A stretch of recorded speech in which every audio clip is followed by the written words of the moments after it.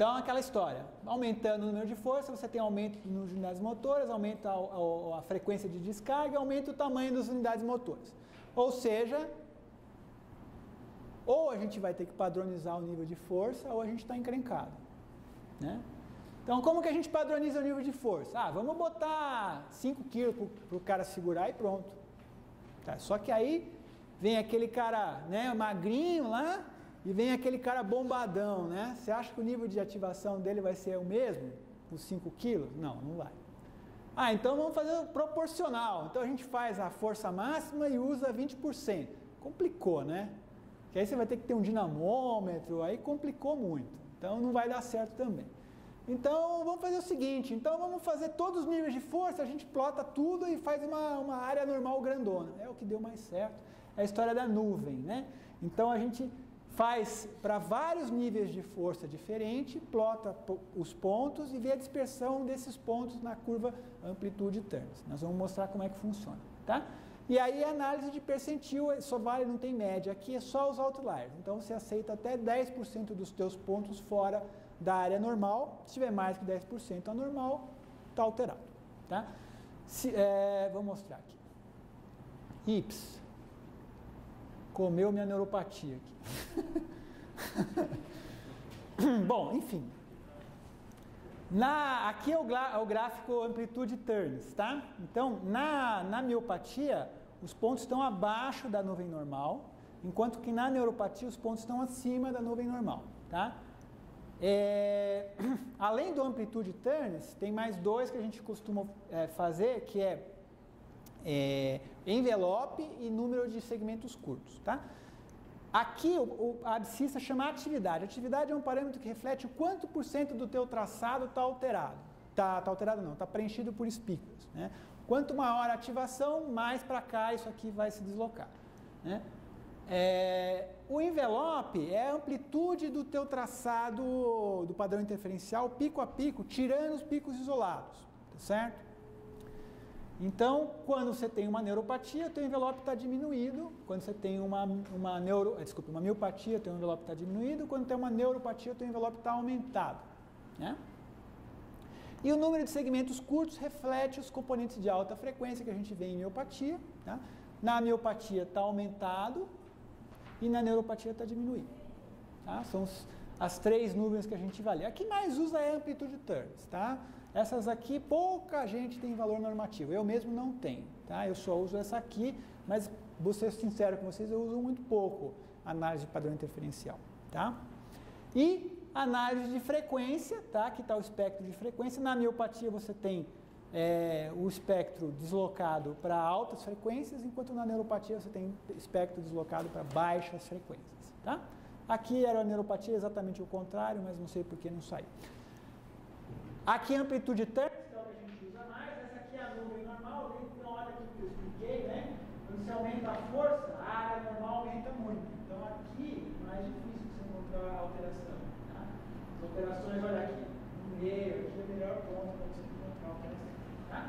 Então, na neuropatia, os pontos estão acima da curva, e na miopatia, os pontos estão abaixo. O aspecto, o análise da frequência, você vai ver então a frequência mais alta na miopatia e mais baixa na neuropatia. Você faz análise central, de média e de mediana. Mediana é melhor, porque não é influenciado pelas ondas extremas. E você pode analisar os subcomponentes de baixa frequência, que estão aumentados na miopatia, de alta frequência, que estão aumentados na miopatia. E você pode fazer a relação um sobre o outro. Então aqui, pode também tem, só que não sai na tabela, né? Você faz a análise aqui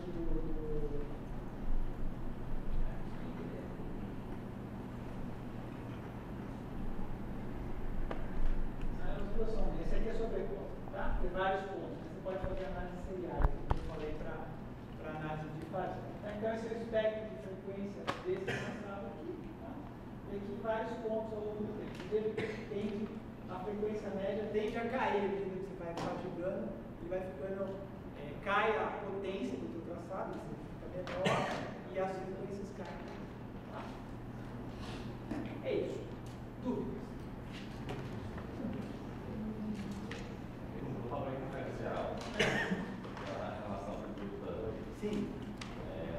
Isso. Bem, esse padrão aí do meio aí de neuropatia. Isso. Quando é um padrão de fluxo espinhal, você conta, se decidiu bem. Sim. Agora quando uma radiopatia crônica, aquela coisa. É menos sensível. Minha opinião, muito menos sensível, tá? Agora é o que eu te falei, tá? Tem apaixonados pela técnica. Essa técnica aqui, por exemplo, tem uma vantagem, tá? Você dá para usar em criança, por exemplo, tá? Porque, por exemplo, fazer análise de MUP em criança é inviável. Isso aqui é uma criança. Eu fiz porque não tinha como fazer, entendeu? Não tinha como fazer MUP, né? Então, para mostrar, era uma miotrofia espinhal. Né? Os defensores falam isso mesmo, que para miopatia é legal, tá? Minha opinião é legal, mas análise morfológica ainda para miopatia é melhor. Apesar de que é menos ruim para miopatia do que para neuropatia, tá?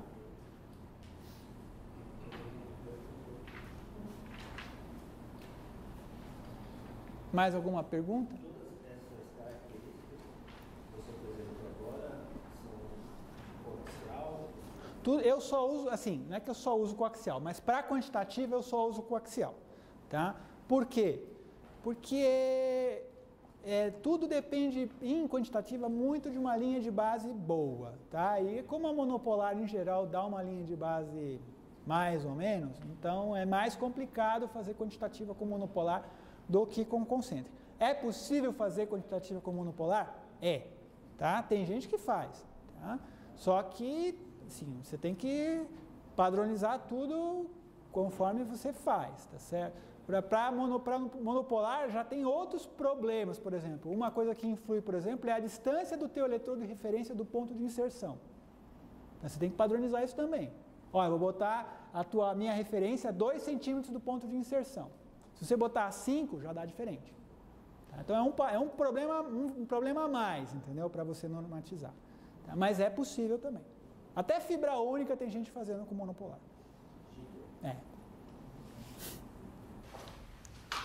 Vamos fazer enfim, aplicação prática. Eu vou pedir desculpas em particular ao Edrin, né? Porque apesar assim, a Neurosoft está patrocinando e a gente fez todo o trabalho com o aparelho dele, é um aparelho muito legal, mas assim, o aparelho que eu uso é outro, então todos os casos aqui vão estar apresentados com outra máquina, tá certo? Mas enfim, tudo que vocês virem aqui, vocês têm condição de aplicar no Neurosoft também, tá certo? Então não vou fazer propaganda de outra máquina não, mas infelizmente não é a que eu uso, não é o Neurosoft, tá?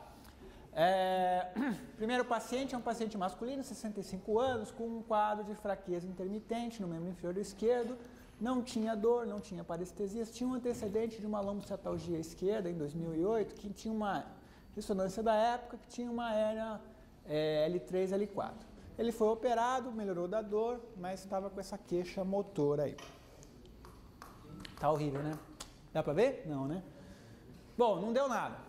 Condução nervosa normal, tá? Amplitude femoral 13, 12, tibial 14, fibular 4, 5, velocidades normais, tá? Sensitivas normais, sural 15, 17, fibular 8, 9, tudo normal, tá?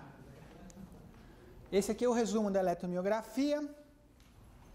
E aí vamos mostrar o que a gente achou, tá?